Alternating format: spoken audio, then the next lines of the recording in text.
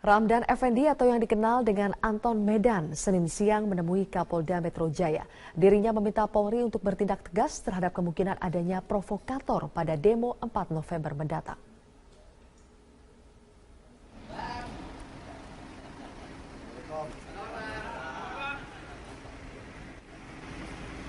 Ketua Persatuan Islam Tionghoa Indonesia Ramdan Effendi atau yang lebih dikenal dengan Anton Medan, Senin siang datang untuk menemui Kapolda Metro Jaya Irjen Pol Muhammad Iryawan. Kedatangan Anton untuk membahas rencana demo besar-besaran dari sejumlah organisasi massa muslim pada 4 November mendatang di ibu kota Jakarta. Pada dasarnya Anton tidak keberatan dengan unjuk rasa, asalkan tidak mengedepankan isu SARA. Untuk itu Anton meminta Polri tegas jika dalam demo tersebut disusupi provokator yang ingin memecah belah bangsa Indonesia. Rencananya massa yang berunjuk rasa pada 4 November mendatang akan mempersoalkan mengenai kasus dugaan penistaan agama yang dilakukan Gubernur DKI Jakarta sekaligus calon petahana Basuki Cahayapurnama. Saat ini Bareskrim Polri yang menyelidiki kasus tersebut telah memeriksa 20 saksi, termasuk terlapor Ahok. Dengan catatan jangan melakukan tindak anarkis kekerasan. Polisian menjamin masyarakat siapapun dengan kekerasan atau merusak akan ditembak di tempat. Kita minta supaya tegas kepolisian, tapi kita juga minta polisi jangan lakukan kekerasan. Soekarno Putri meminta agar unjuk rasa yang akan digelar pada 4 November nanti dilakukan dengan tertib dan tidak anarkis. Hal ini disampaikan Megawati saat membuka acara pelatihan Mubalik Kebangsaan oleh Baitul Muslimin Indonesia di kantor DPP PDIP Menteng, Jakarta Pusat. Acara ini dihadiri sejumlah ulama, diantaranya adalah Ketua Umum Nahdlatul Ulama Said Akil Siraj. Dalam pernyataannya, Megawati menyayangkan maraknya informasi yang beredar terkait dengan seruan aksi yang dianggap kurang bijak dan memprovokasi. Ketua Umum PDI Perjuangan tersebut juga mengkhawatirkan jika isu SARA dan unjuk rasa yang akan digelar justru dimanfaatkan oleh pihak-pihak yang ingin memecah belah bangsa. Para pengunjuk rasa diminta untuk menyuarakan aspirasinya dengan tertib dan tidak bertindak melanggar aturan. Nanti tanggal 4 itu yang dikatakan bahwa akan jihad, akan segala begini, sudah memasukkan orang-orang yang akan bertindak dengan kekerasan. Terus saya bilang, ini pemerintah Republik Indonesia tidak bisa diinjak-injak seperti begitu saja. Ada saja yang silakan, tapi jangan bikin keonaran dan sebagainya. Kita beralih ke informasi 10 program unggulan untuk ditawarkan kepada warga Jakarta. Penyampaian 10 program unggulan Agus Yudhoyono disampaikannya secara terbuka dalam sebuah forum yang dihadiri berbagai tokoh Jakarta.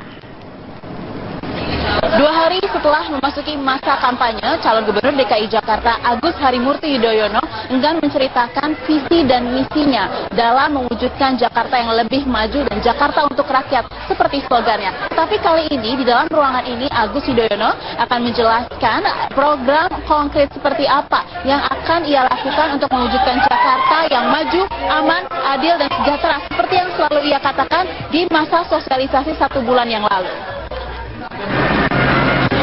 Agus Harimurti Yudhoyono memulai pidatonya dengan menceritakan pengalamannya saat mengunjungi warga di kawasan Luar Batang, Kecamatan Penjaringan, Jakarta Utara. Agus menilai ada ketidakadilan relokasi warga di Luar Batang. Ia berkeyakinan pembangunan fisik harus dibarengi dengan pembangunan manusia. Namun ia belum menjabarkan seperti apa tahapannya. Benar bahwa Jakarta harus terus berkembang, tetapi pada saat yang sama kita wajib memastikan agar warganya bisa hidup aman, adil, sejahtera, dan makmur. Tidak boleh lagi ada warga Jakarta yang takut terhadap pemerintahnya sendiri.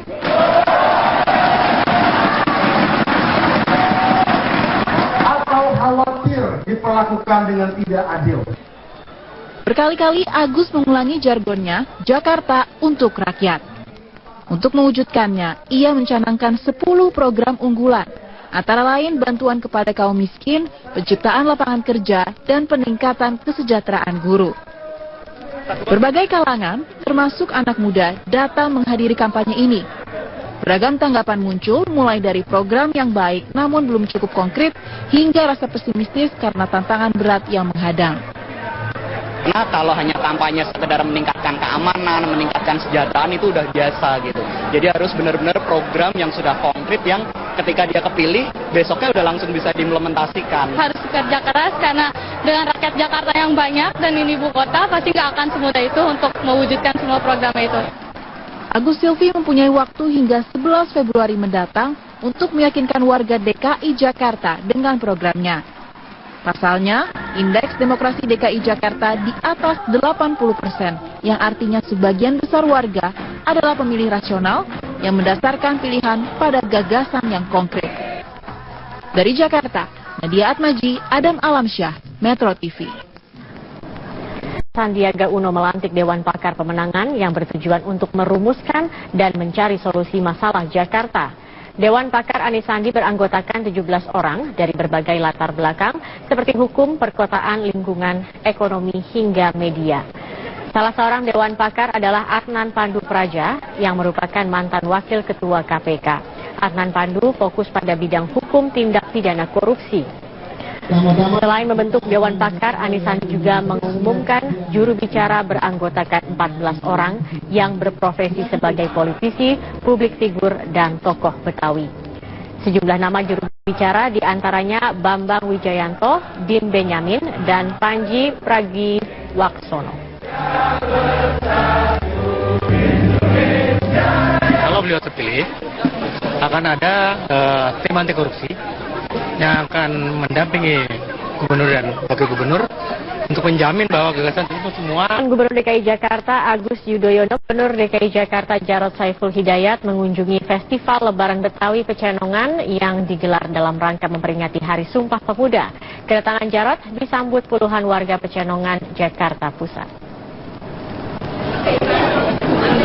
Kedatangan Jarod Saiful ke Festival Lebaran Betawi Pecenongan disambut dengan adat khas Betawi, ondel-ondel.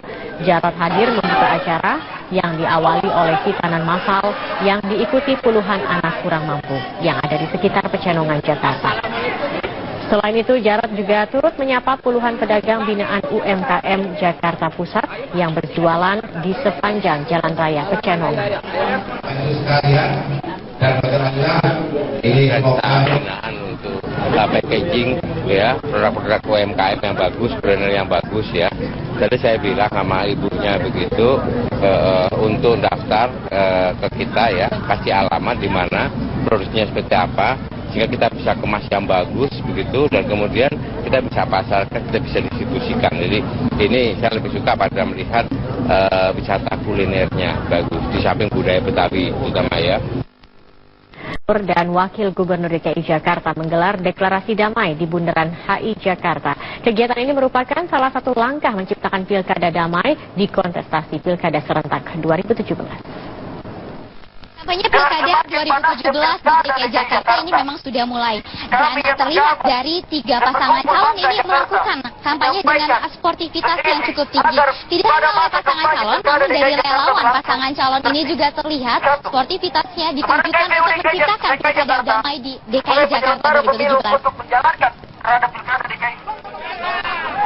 Sebagai salah satu langkah mewujudkan pilkada damai, komunitas Bangga Jakarta mengajak para relawan dari tiap pasangan calon gubernur dan wakil gubernur DKI Jakarta untuk menggelar aksi turun ke jalan, menyerukan pilkada bebas isu sara dan black campaign. Kami dari Bangga Jakarta sudah berulang kali melakukan aksi kampanye damai yang menginginkan agar Jakarta tetap aman dan damai. Yang kedua, kami ingin menyampaikan bahwa deklarasi damai tidak semata-mata dilakukan di kalangan elit, tidak hanya dilakukan oleh pasangan calon dan penyelenggara, tetapi juga dilakukan oleh masyarakat. Karena Jakarta itu sebelum kampanye pilkada berjalan aman, damai, ada isu macam-macam, tapi tetap berlangsung dengan baik. Kemudian masyarakat tetap tenang. Kegiatan kampanye pilkada DKI damai ini didukung oleh seluruh relawan pasangan calon.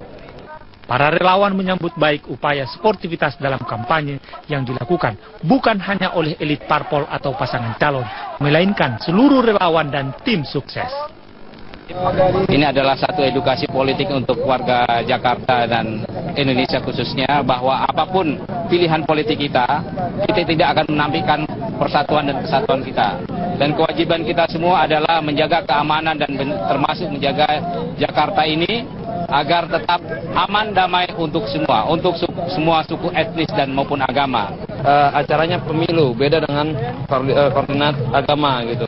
Makanya saya rasa, saya harap warga Jakarta bisalah memilih dengan bijak, yang mana melihat visi dan misinya, tidak tidak memandang ras, agama dan lain sebagainya. Saya kira terkait dengan pemilu damai akan terlaksana.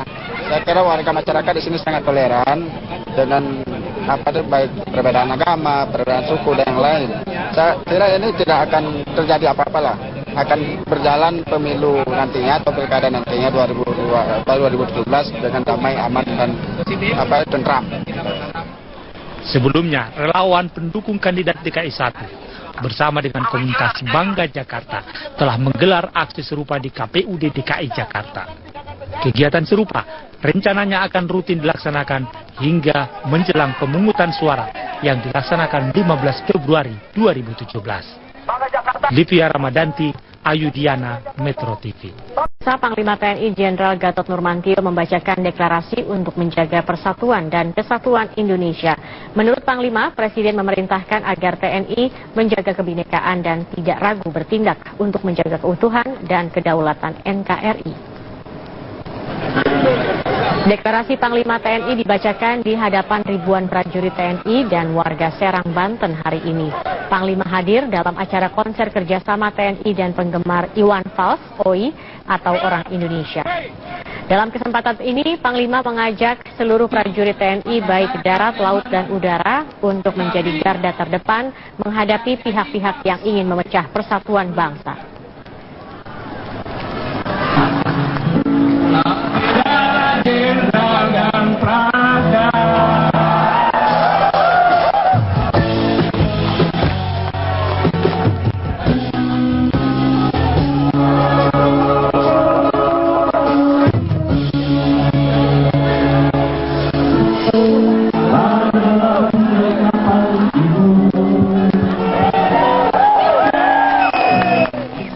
TNI adalah satu, yakni tentara nasional yang bisa berdiri tegak di atas semua golongan, mengatasi kepentingan pribadi dan kelompok yang mempersatukan ras, suku, dan agama dalam mewujudkan cita-cita kemerdekaan. Presiden juga memerintahkan agar TNI terus menjaga kebinekaan tunggal ika. Karena hanya itu, Indonesia bisa menjadi bangsa majemuk yang kuat dan solid. Panglima tertinggi TNI juga menekankan bahwa TNI harus berada dalam garda terdepan dalam mengelola dan menjaga kebinekaan tunggal ika. Untuk itu, sebagai alat negara, TNI tidak akan mentolerir gerakan-gerakan yang ingin memecah belah bangsa, mengadu domba bangsa dengan provokasi, dengan politisasi sara.